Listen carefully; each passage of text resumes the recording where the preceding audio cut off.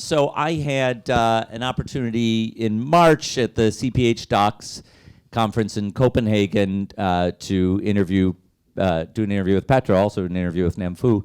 But the one I did with Petra, we had the same title, The Politics is Personal.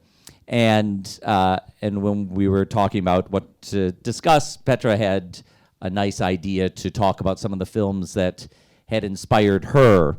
And I wanted, before we get into making you talk about yourselves and your own films, I wanted to ask you to pick another film that that you admire that deals with politics. And maybe Petra, I'll let you go first, since you've already had the chance to think about this before. But can you talk about a film that you admire that gave you inspiration for dealing with political subjects?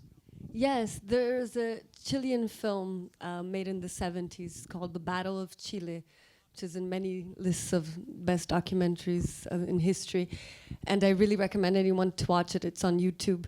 And I only watched it in 2015, end of 2015, and was so impressed by it because he follows, Patricio Guzman, the director, the coup in Chile as it was happening in the streets, in Congress, and in the presidential palace. So he manages to get society as a whole while a coup is unfolding. And just being a testimony to time during a coup is the most revealing thing one can do, I think, because it shows how coups unfold. And when I saw that, I realized that a coup was unfolding in Brazil, but was not sure, and decided to document as fast as I could. And so I went to the streets to film the protests pro and against impeachment. And it became clear that there was a neurosis, a national neurosis kind of coming to the surface, with people asking even for the return of the military dictatorship, a dictatorship that had killed hundreds and tortured thousands. So I wanted to understand where that neurosis was coming from. And since you call out Patricio Guzman, I should take the moment to say that his latest film, The Cordillera of Dreams, is playing at the festival in our master's program. So if Petra has awakened your interest in seeing the films of Patricio Guzman, you have a chance here at the festival.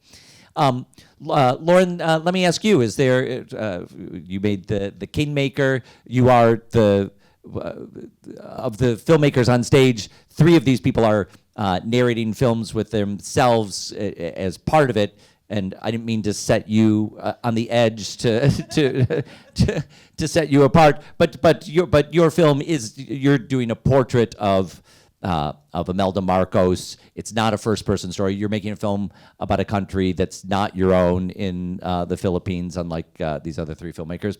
And your past work, films like Queen of Versailles or Thin, have not had politics quite as much in the foreground as this film, The Kingmaker. I wonder if there's a film that you admire that gave you inspiration, or just as a film you admire. I mean, I didn't go into The Kingmaker thinking it was going to be a political film, so there wasn't really a political reference for this film. My executive producer is R.J. Cutler, and of course the War Room is kind of a reference for everyone, but I think I draw in a way more from photographic references, Robert Frank's The Americans, and also an outsider coming into another country in a way to, in a controversial way, show us things that we hadn't seen. But I just want to say that I have so much respect and admiration for these 3 women here. I just think the films are so brave, and I do feel like my film was quite different in that we're all kind of reporting on authoritarian regimes that come down on press and journalism and these kinds of stories, and they have to deal with that in their own country, often with consequences of not going back. In a way, I think I had a kind of freedom because I was able to leave, and my stories before, like Generation Wealth, have been so personal And it is a much kind of thornier decision making in terms of truth telling when you are beholden. And I guess my experience in politics was I covered the McCain and Kerry campaigns for the New York Times Magazine. And when I was on As a photographer. As a photographer, and when I was on the McCain campaign, I expected for the New York Times Magazine to be in the front of the plane. And they were very angry with the New York Times Magazine. So I was in the back of the plane, which is where all of the regular access goes. And I was, for a while, I was just so upset that I wasn't in the front of the plane. It was a cover story. I should get to do that access portrait. And the photographer from the Post who was beside me said, you know, there is a kind of freedom in not being in the front of the plane, because when you have that access, there's an expectation that you're beholden. And when you have to stay in the plane for the whole season, you have to play by certain rules. And when you go in and you go out, there was, in a way, a freedom in terms of truth-telling that I haven't experienced in other projects I've done, which have been more access and less investigative. Waad, let me ask you, during the filming of Forsama, you were living in wartime conditions in Aleppo, Syria. I don't know if that afforded many opportunities to just watch films for pleasure while you were just waiting to see if you had electricity or not. But are there films, political or otherwise, that you took inspiration from? Like, unfortunately, when the revolution started in Syria, I was like 20. And the first 20 years under like Assad regime, we don't have policy. We don't have even like access to watch something people want to watch. We were being told that this is the things that you need to watch. This is the thing that it's like must be. And all of this, you can just like realize that this is something very boring. This is something you don't have any like culture or anything to get from these films. It was all about the propaganda that the regime has. And then the next 8 years so far, it's all was involved so much with what was happening inside Syria and just like following the news around. And I really feel so embarrassed sometimes that when I've met like a lot of great directors outside and I literally don't know anyone, I don't know any films, I don't know anything. So now I'm trying to know the world outside, which is for me really grateful, like to sit with great people who've done before like many films and they knew about how things became. But the film like Forsama wasn't for me about political things, it was about a human being. And unfortunately, like in Syria, we can't really separate between these two things because like everything was happening was like people were being like killed, whole cities were being destroyed. There's no side to decide if that's political, I want to take one side, or it's like, it was all about a human being. Nanfu, you have described to me before that you also grew up in China not watching outside documentaries. You came to the U.S. to study film and then began being exposed to more films. Was there a film that was a kind of turning point for you? Similar, I could understand that feeling. In China, where I grew up, documentaries were not available. And especially I grew up in a poor village, so even TV and media was not available in a way until much later. So I really came to the United States in 2011, and within that year, in 2012, those were the 2 years. 2011 is when I first saw a documentary. I took a documentary class in Ohio University where I wanted to study and become a journalist. And that was what changed me when I took that class. I was very amazed that I saw something I believe I can't think what that was, but I think probably it was a harvest of shame, or I remember it's black and white and it's about people starving, and I went back and really affected. And then I took American contemporary documentary where I saw Roger and Me, Aaron Morris's Mr. Death, Fog of War, and I also saw Alan Boliner's Nobody's Business and Paradise Trilogy. So all those films are completely different in terms of style and form. And one after another, I was shocked that this could be documentary that a form which allows so much creativity, yet and gives so much impact existed, and that was when I decided, okay, I wanted to do this. So I actually came to then NYU to study at the news and documentary program, and then where I watched more films. And it was funny because it's only a few years. And those 2 years were like explosion. It's not like one single film that had like, crucial impact, but it's a combination of all those films that made me really, impressed by this form and media. And I would say like 5 years ago, I was doing what she was doing. I volunteered at the Doc NYC when I started at NYU in 2014. And because then it allowed me to watch films for free. I watched so many, I couldn't afford the tickets, so expensive, $14, like $23 for this panel. Is that true? Yeah. Like for panels like this, I just couldn't, but I really wanted to. So I volunteered and I was there and I filmed the panel and then I edited and upload to YouTube. That was all the combination in the past, from 2011 to 2014, before I made my own film. That was my education and inspiration, I would say. I want to ask about point of view in your films. As I said before, 3 of these films you've seen the trailers are from a first-person point of view.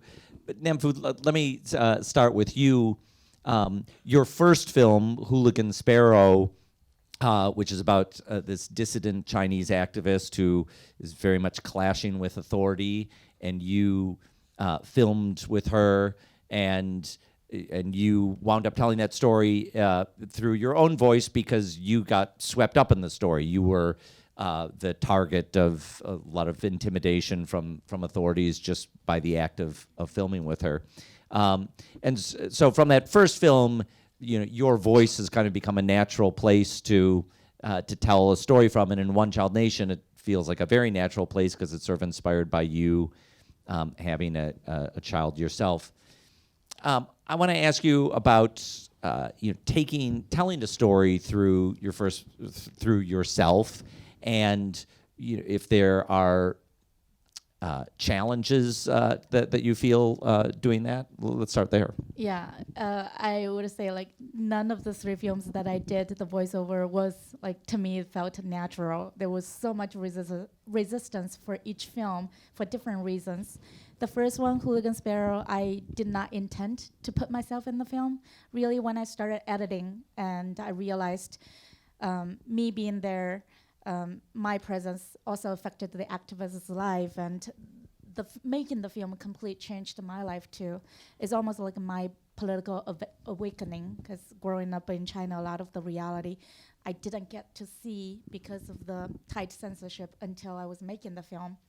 So that was when I realized I needed to put myself in the film to show how far the government would go to even, silence anybody who was trying to tell the story. And the difficulty was enormous because I was at a time that I wasn't even comfortable with my voice, with my accent. Every time I went to the VO booth to record something and I listened back and I would cry, and I would, if I record like a paragraph, I would spend 5 hours in the room because there was so many breakdowns. I would imagine people hearing it and laughing at it, and I had people telling me, it's hard to understand, you shouldn't like narrate your film. And the second film, so of course I decided not to do, because putting myself in the film was the most difficult thing, I would say, like editing the first film. So the second film and the third film, for different reasons, there were always like hesitance. But then eventually it became clear with One Child Nation, of course, because it was so personal, but also because when I shared the stories of my mother, my aunt, and my uncle, and my younger brother to the team, the producers and my co-director, and I was telling them as if it's anecdotes that this happened when I was young, and everyone was very surprised about the story, and I was surprised about their reaction because I thought it was something that is so normal to me, but turns out is so abnormal. I remember someone told me, a Chinese person came to the United States, and when she came, it was the first time she saw people have siblings, and that was when she realized, oh, actually, it's normal to have siblings. But the rationale, understanding of is normal, it still took her another 4 or 5 years to emotionally accept that you don't need to be ashamed for having a sibling. Yeah. Waad, you were filming all this time, and you frame your film as a kind of letter to your daughter, Sama. And I just want to say, like, the way that trailer is shaped, it looks like your daughter dies. I'm just going to say, spoiler alert, Sama doesn't die in the film. I just want people, I'm just going to throw that. I'm taking me out with some like screening, so people knows. I posted her picture on the page of everything is fine. Yeah. Okay. When can you talk about what you were thinking as you were keeping those recordings? I mean, ultimately, you got out of Aleppo, but you were there for many years and recording. And what did you think you were doing with those recordings? So during filming, everything was happening since 2011 until 2016. I was like very sure that I will not make it out.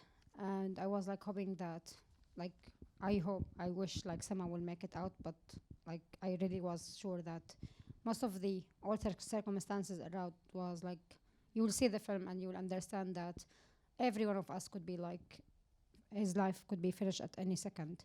So the only thing I was scared about that, like I know I can't protect myself, I know I can't protect Sama, but if I film this, the story will be protected. Especially when we are like living in that circumstances and you can watch the outside world, what they saying about who are these people, what are they trying to do. Like we were facing the propaganda by the Russia and Assad regime, which all the time saying that these people are terrorists, these people like need to be killed, and these attacks, it's all for killing these people, which they are bad. While on the ground, I was like, looking at myself in the mirror, like I know who I am. I know that I was just a student at Aleppo University.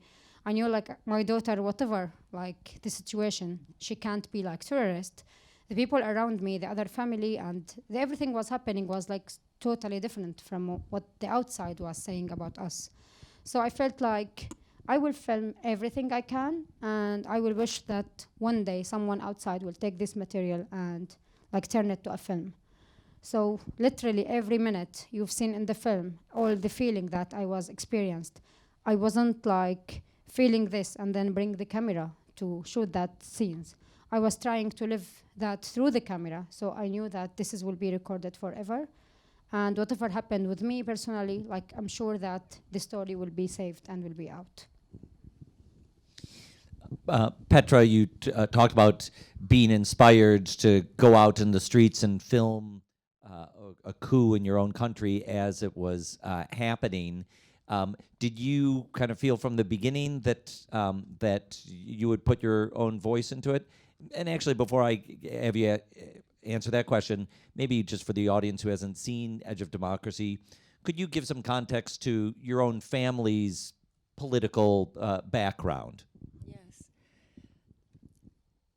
I have done mostly personal films, and always kind of from the perspective of the personal is political, but kind of the feminist motto of looking into matters, be it suicide of my sister in my first film or the pregnancy of a woman in my second film, that are seen as irrelevant and not really represented in the screen the way I thought they should have been, and therefore looking at how those personal matters are political in a very deep way and existential and should be re-signified artistically.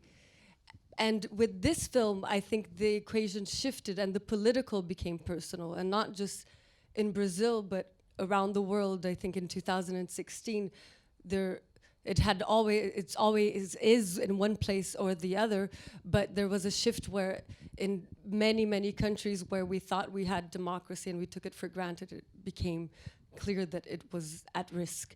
And what I was interested since the beginning was that what happens to you individually when you notice that your democracy and your vision of your country completely like cracks? What kind of trauma takes place in your body, and the trauma that I was feeling in my body. I woke up every day wanting to vomit, feeling paralyzed, crying, and I didn't understand what was happening until later. Brexit happened in June, and I started reading all these people saying, like, how do you feel when Brexit happened? Oh, I feel like punched in the face, but very slowly. It's like, exactly, that's how I feel, and how can I express that in a film? And then later with Trump here, the same. So there was like a recognition of, okay, I'm not crazy. This is actually happening, and not just to me, but to many citizens, and how can I talk about it? So suddenly a sentence came to me, which is like, oh, Brazilian democracy and I are the same age. so what if, like, in Helena, my first film, I wrote a letter to my sister. If I wrote a letter to Brazilian democracy and kind of made this a dialogue between me and democracy. And that's what I tried to do. And only later, when I was already in the midst of it, did I think, oh my God, my family actually has many connections to this story. Because my parents fought against the military dictatorship. My grandparents supported the dictatorship, and my grandfather initiated with two other people a construction company that was then deeply enmeshed in the entire political crisis. So I wanted to tell this, and then I started to think how it would be an interesting way to tell the story of the country, not just through like cold news and facts, but actually through this personal family story. And it kept popping up in different moments, and it was painful and it was shameful, but I think that's kind of our duty as citizens to look at our own responsibilities in this process, be it from our ancestors, be it from ourselves, because we're all in deep shit right now, and we all have responsibility for it. And I think the film came out of that desire. And I also come from anthropology, and through anthropology, for me, it was very important not to make documentaries ever as an objective observer, which felt so colonial, but really look at the cracks in myself and in the story I was telling, and yeah, and look at how,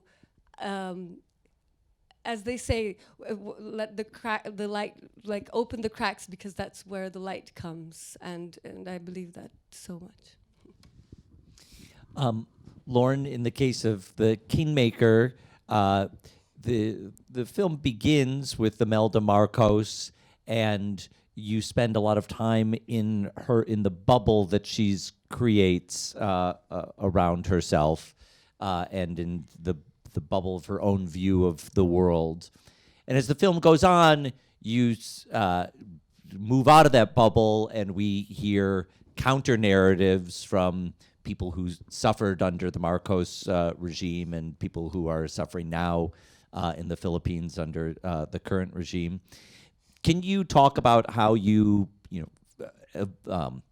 navigated point of view in the Kingmaker? Yeah, I mean, I think coming from photography and filmmaking, I feel like as storytellers, our point of view, our perspective is the most important thing that we bring to the table. And I share with Petra a background in visual anthropology and kind of wanting to get into the world of the subject, however abhorrent it may be or however good it might be. In my last film, Generation Wealth, I ended up bringing myself into it, but kind of kicking and screaming because I didn't want to be in it like Nanfu. I recorded voiceover 50 times, but I felt like I had to be because it was so critical to the way I was looking at that story. And I think being transparent and conscious of the point of view is also really important. So in the Kingmaker, I began it really kind of as an access project with Imelda Marcos, and as I realized that she was an unreliable narrator, to say the least, and actively kind of rewriting history with untruths, I felt like the point of view needed to shift and include the truth tellers and make it clear to the audience what those were. And so in the first scene when I'm filming the first interview with Imelda, I start, I'm taking her picture, and you can hear my voice. It's the only time I'm in there. And I say, look at me. And she says, should I look at you? And I say, yes. And then I take the picture, and she's looking away. And I wanted to just kind of show in the beginning of the film that there was this tension between what I was trying to do as a storyteller and the story that she was trying to tell.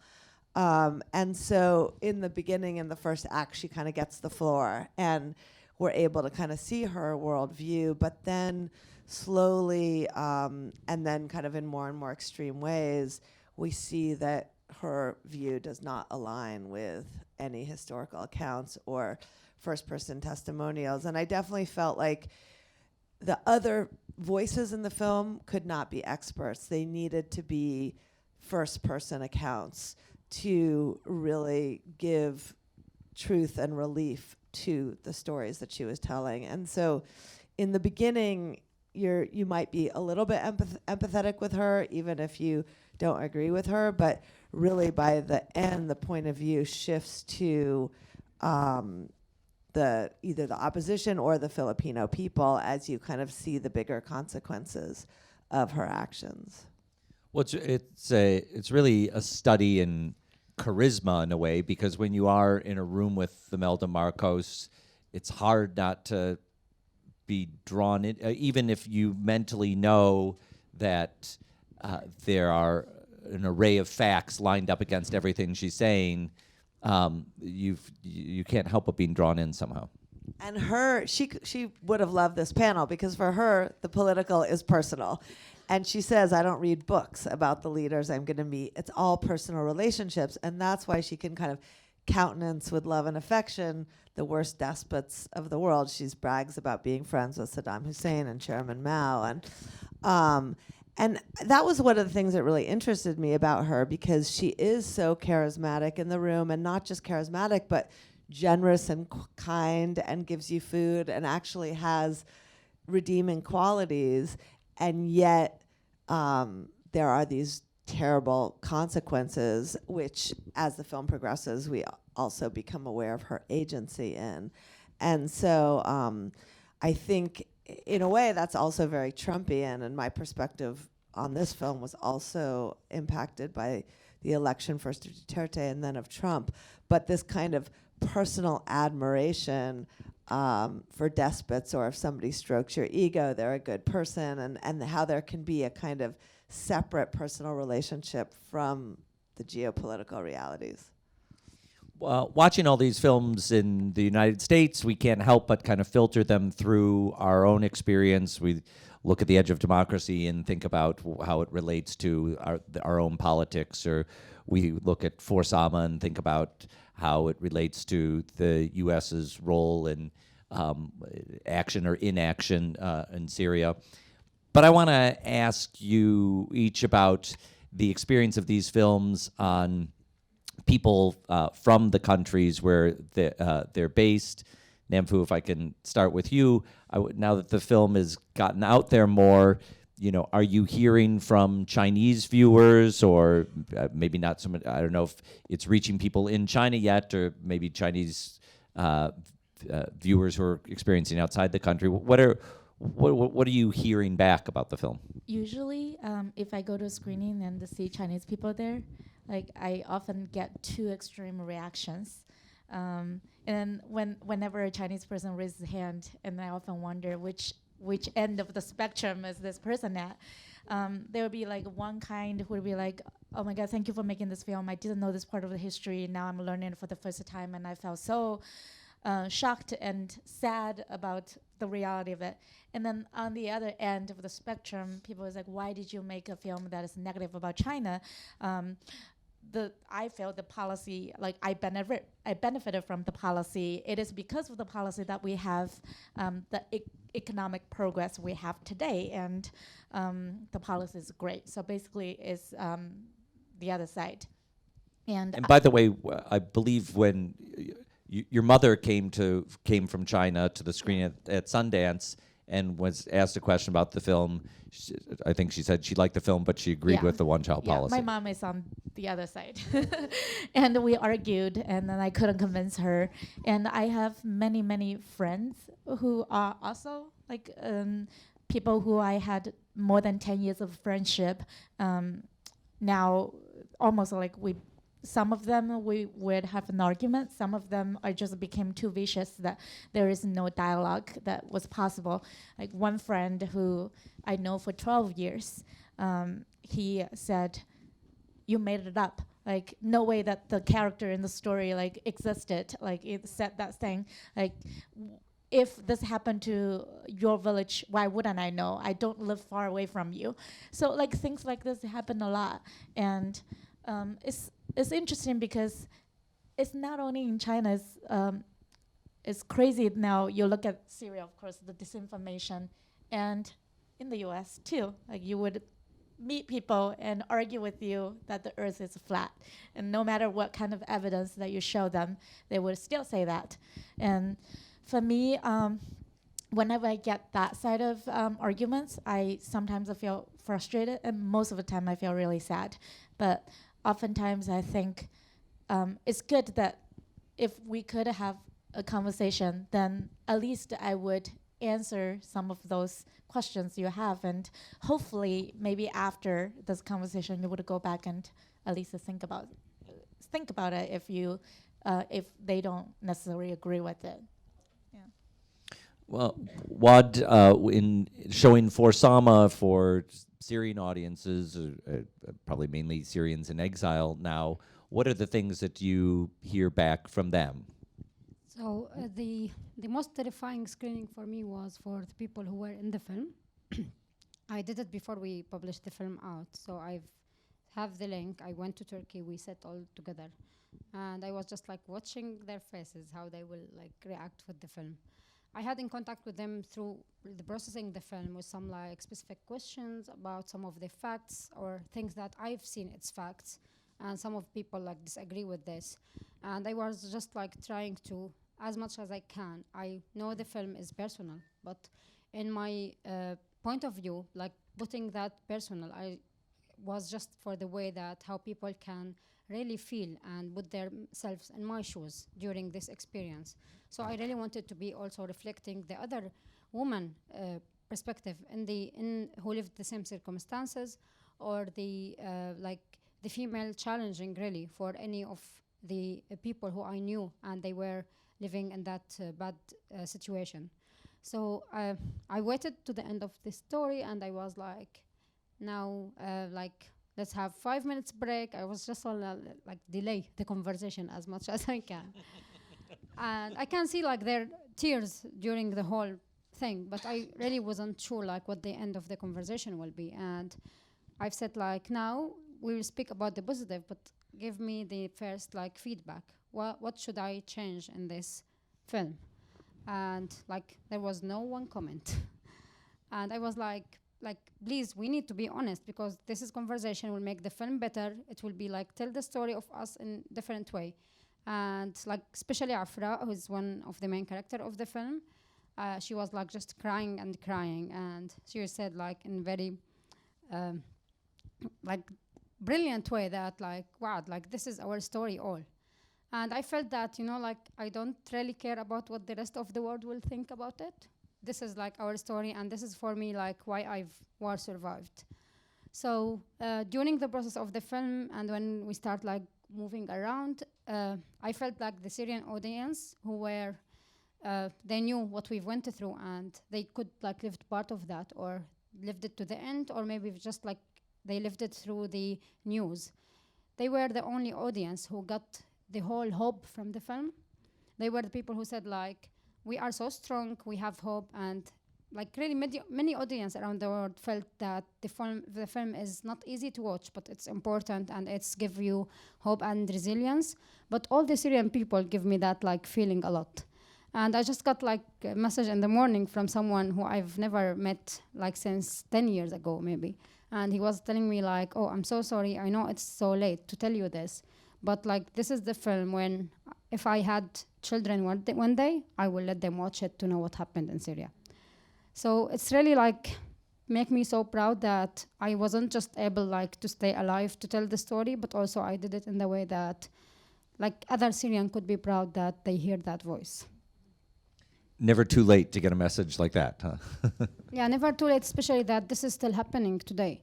I'm not like telling people that this is a story when you can look back and think about what happened 3 years ago. I'm telling people in every screening, unfortunately, that as you're watching this film now, this is still happening. And it's too late for what happened in Aleppo, but it's not too late at all to stop bombing hospitals today. And just like yesterday, there was like 2 hospitals who been bombed and one of the civil defense center. So it's still like there's a way to make an action and to continue to do something now. Petra, in the case of The Edge of Democracy, it's on Netflix. Is Netflix widely experienced in Brazil? Yes, Brazil is their second biggest audience. No, but before, I just wanted to say as well my huge admiration for all of you.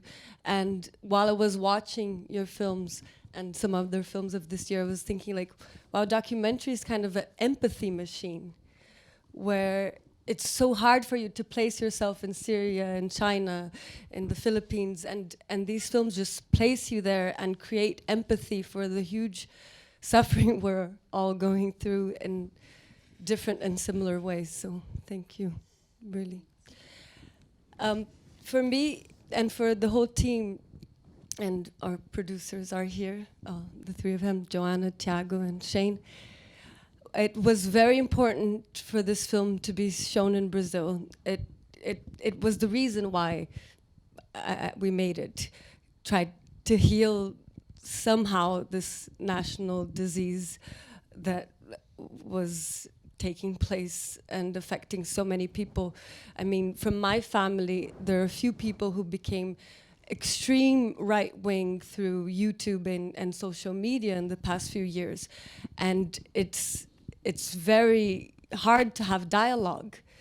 And I was hoping the film would create dialogue somehow, but of course I was also very scared of what the reaction would be, and we were having a lot of meetings and trying to see how to react to the backlash, because journalists have been threatened to life, have left the country, and there's like huge social media, like right-wing militias that attack you.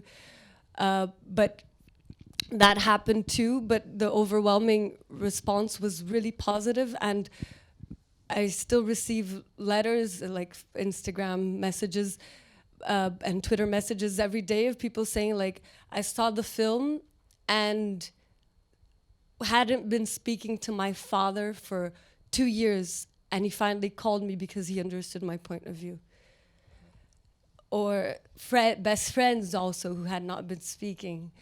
And other people who write saying, thank you, I was so brainwashed and by the narrative that was happening, and now I understand with clarity and with distance what took place, and see how I was mistaken to kind of support the impeachment and kind of go with the wave of the crowd. So that is what I and our team had most hoped for, even in our wildest dreams, and it's beautiful to see it happening. Especially the dialogue part, in a moment where like this polarization is the main thing that is killing our democracies. And I think it's through empathy that we can create dialogue. Laura and I had the privilege to show The Kingmaker at the Toronto Film Festival in September, and we showed it here at Doc NYC just on Wednesday. And I know in Toronto there'd be Filipinos in the audience who would come up and speak to you, and I think you told me that on Wednesday's screening there were a lot of young Filipinos. What are you hearing from those audiences? And we had last night, we also had a screening with a lot of Filipino Americans. Yeah, it's been a really amazing response. I think there have been young people who have said that they have been living here. Maybe they were refugees from the Marcos regime and they did not learn about their history, and they were grateful for that. In Toronto, there was a lot of very emotional reaction, people crying who had been through torture themselves. I think there were actually we've been doing some outreach screenings with the Filipino community, and there was one last week where somebody said to me they thought, and there had been rumors, that it was a Marcos-funded project and it was going to be pro-Marcos, and they already had a plan that they were going to get up and leave in the middle if that was the case. There is so much disinformation that I think people don't know exactly what they're going to get when they go. But we haven't, we would really like to show it in the Philippines, and we're trying to figure out how to do that. We haven't had that opportunity yet. And we're curious to see how the current administration reacts, because it is a very repressive administration that's gone after press and journalists, and 13 journalists have been killed in the last 2 years, and going after the preeminent journalist Maria Ressa with arrests, and also just being concerned also about the people in the film. One of the people in the film, Andy Bautista, is now in exile in the U.S., but has 4 kids in Manila and would love to go back. And the film's not going to make it any easier, but he and the activists in the film spoke out knowing that, but it's still, a really tough situation. Let me open this up to questions. If you have some, we have a few minutes. You can raise your hand, and I will. Yeah, back there. This is Frank Evers, who's a producer on the Kingmaker. I'll just identify.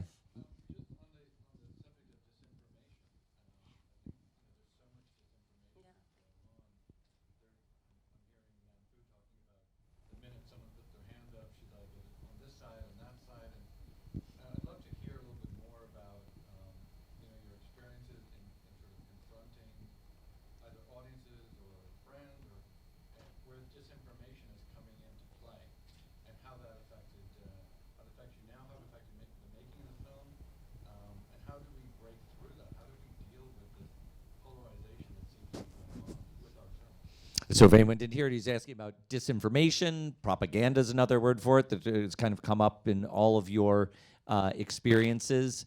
And, are there any things that you've learned about propaganda and disinformation and how to confront it or circumnavigate it? Nanfu? Yeah, I think I really felt, especially during post-screening discussions, that patience is really important, like to talk to the people. I often had people, especially Chinese citizens, if they had,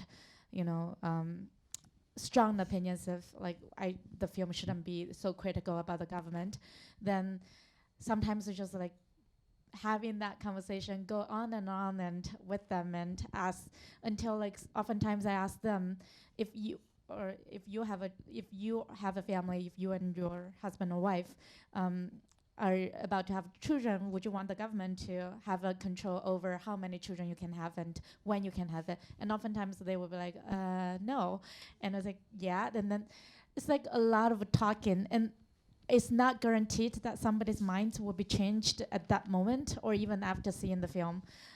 Especially I had seen my mom was like, she saw it 3 times, and I talked to her probably 3 days and couldn't do anything. And the kind of, I think, indoctrination sometimes is really powerful, that is somebody's entire life living with one belief, one faith, and then it would take equally long or several years to change how they think. But I think it did plant some seeds, and it will help them think, or if they encounter other information, at least it will help them be a little bit, it's like you are trying to open a little bit of their mind, and then they would be more flexible and open-minded when they encounter other stuff. And I do think documentaries is really effective in that way, because if a filmmaker is on the ground, and in a lot of our films, an example, and you captured on the ground how the disinformation, you show how it happened. You show what is you captured and what is in the news. And then when the two sides are compelling, are contrasting, then the other people, they would be more likely to to be acceptable. I mean, in a way, yeah, to the so-called. At least they have different sources.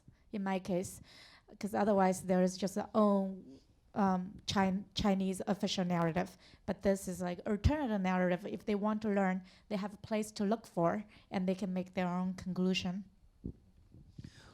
Waad, you lived through this bubble of wartime where propaganda was ever present in framing the people of Aleppo.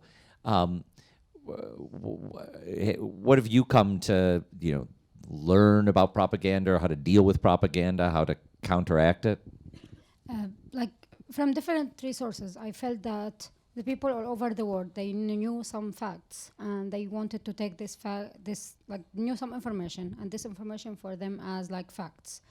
And they don't look at the things if it's like so far from them or if it's not related to them. So what I felt really in the film, like it broke that wall about who are these people and who we are. And just like to give them that chance to put themselves in the shoes of these people.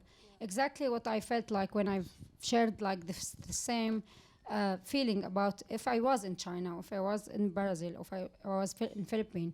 So it's all of these things. It's open at least a question of if I was there, if I was like in that circumstances, does that really like worth for whatever I've done for a president to kill me or to kill my people or to kill my daughter? Does that really worth to like destroy a whole city of killing all the people there, whatever it was? But unfortunately, at the same time, you have that another question with like, I've had that question in Tunisia, where it was the first country who had the revolution in the Arab world, and they are the best example for us about hope. Someone asked me like, does that really worth for you to destroy all your country for just like a new president or for a freedom? And I was like, I knew that you've went through this experience. I knew, but something couldn't be changed if there's like the fears of ISIS, the fears of refugees, and a lot of things which affected people's lives all over the world. But there is something to be brave enough to take one step forward and don't think about what it's wrong, but think about what the right that I should do. And I think all of this documentary will bring that to people to think about, okay, I'll destroy everything around me, or the things that it should be for me something I need to take it for guaranteed or as a fact, and I need like to stand and think about what beyond what I know, what beyond people told me, and just search by myself about what the fact of the true experience. Let me take another question while we've got time for one more question. Yeah, right here. How was the process of writing the voiceover? Do you do it before, after? How many times do you write it? I know it's difficult. That's why I want to know how you tackle. So it's a question about writing voiceover, which a couple people have commented on. But can you tell a little bit more about that process? I can start. I'm curious about yours too. Yeah, it was a process of back and forth. There were some voiceovers that I wrote while I was shooting, kind of insights that would happen in the moment of filming, where you would understand certain things. I think those were kind of the most crucial ones. And then we went to the edit room and started to understand the material, and the material kept changing in this film, because at first it was the film just about the impeachment process. And as soon as we started to take a grasp of what that was, the story kept unfolding.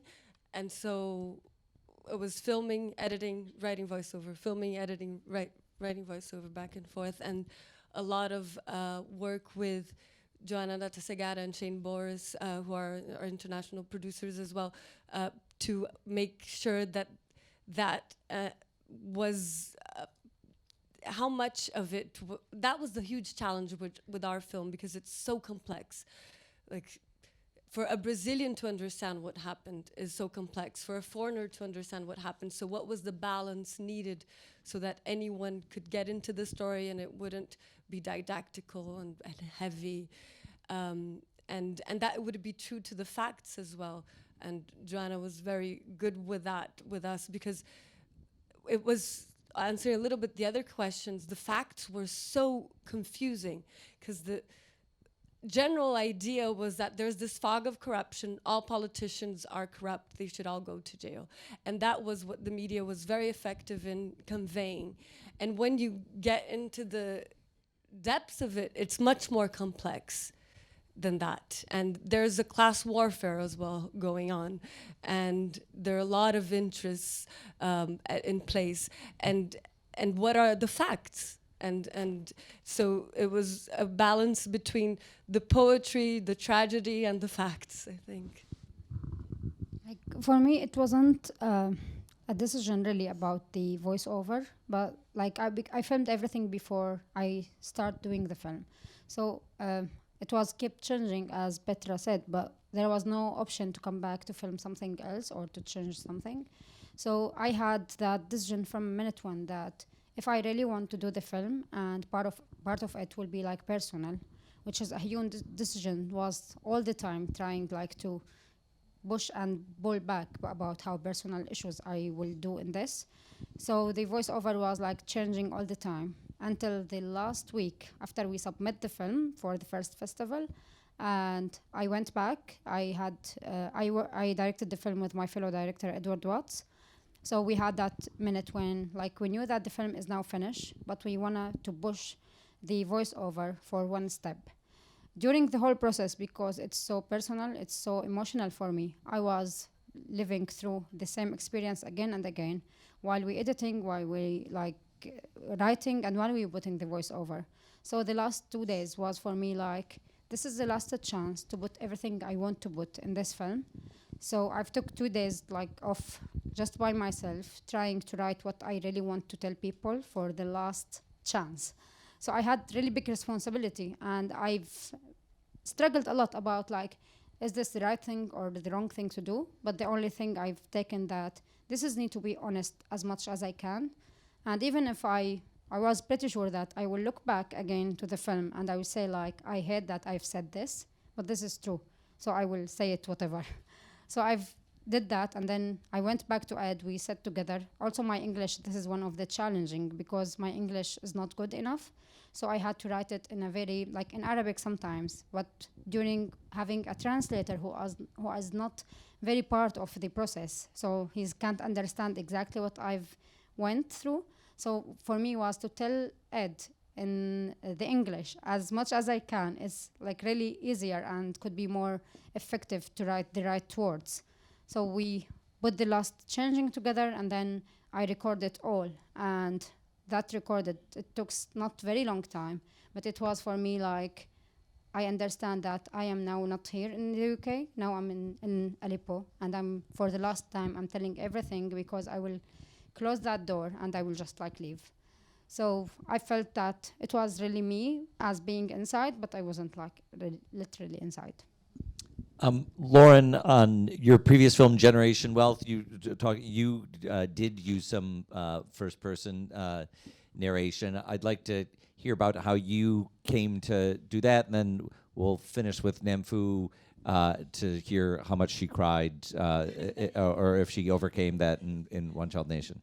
I did a lot of it in the edit room where I wasn't writing on paper, but I got a little microphone and I did temp tracks a lot. And so it was, I think my style of the writing is too academic for a film. And so I tried to keep it more first person and immediate and less wordy than I would normally use. And so it was a process of kind of redoing it. And then once I had it and it worked, then I recorded it in a real space and with a person, so it wouldn't feel. I definitely felt like I had to. I'm not a performer, and I had to kind of get to the point where it didn't sound read, and so I did it with a person in the studio, so I could try to speak from the heart and not have it feel read or written. I've had a producer at WNYC where we do our documentary of the week tell me, use your hands when you talk, and like that somehow makes you more expressive, and maybe it's true. So Nanfu, to finish off with you, from your experience in Hooligans Sparrow, taking 5 hours to record 3 lines. It does become easier, practice. And I found that like it does from one film to another get easier and easier. And my process for all three has always been the same, which is I would write my production journal as I was filming. So from day to day, I would write down at least that night, however I felt, or if there is anything that specifically touched me, moved me, confused me, I write them down. In the end, I want the film, people can experience the film like how I experienced it when I was filming or how I experienced it when I was making it. So I wanted to convey that emotion to people. So I would do that production journal and I would not look at it. And then when I start editing, so if I'm and then I usually write one scene for like the VO for that scene, the VO like section to section. So I would never sit down and say, let's write 3 pages of the entire film's VO. So I edit a scene and I really think hard, like how did this scene make you feel? What were you thinking when you're making it? And the first draft is almost like a stream of consciousness. I basically write everything that was in my mind. They could be like 2 pages, they could be 3 pages, they could be a paragraph, they could be like even fragments of words. And then I looked at that page, whatever I wrote down for that scene, and really think how I can distill this into a sentence or 2. Like what is the essence of this? And so basically everything I tried is to really make it clear how I was feeling at that moment. And then in the end, because all the VO is written in 2 or 3 pages of documents, and in the editing, I also color code it so you can see where VO comes in. And I would look at in the first 30 minutes and versus the second 30 minutes or the last 30 minutes, are they equal amount? Are they consistent? Did the first 30 minutes have like more than half of the ideas, they need to be consistent, and the frequency, to me, at least that's how I feel, frequency of how often VO comes out and how heavy or light the VO is, the amount of it should be consistent throughout. That's what I would try. And if one section has way more VO than other sections, then I would look at that section. What's wrong with this? Why can't I make it through the footage itself? Why am I talking so much in this part? We have to wrap up there. We have our final panel in 20 minutes. Please stick around for that. It's about observational filmmaking with the filmmakers from American Factory, The Cave, Knock Down the House, and The Great Hack. Thank you very much to these filmmakers, Petra Costa, Lauren Greenfield, Waad al-Kataeb, and Nanfu Wang.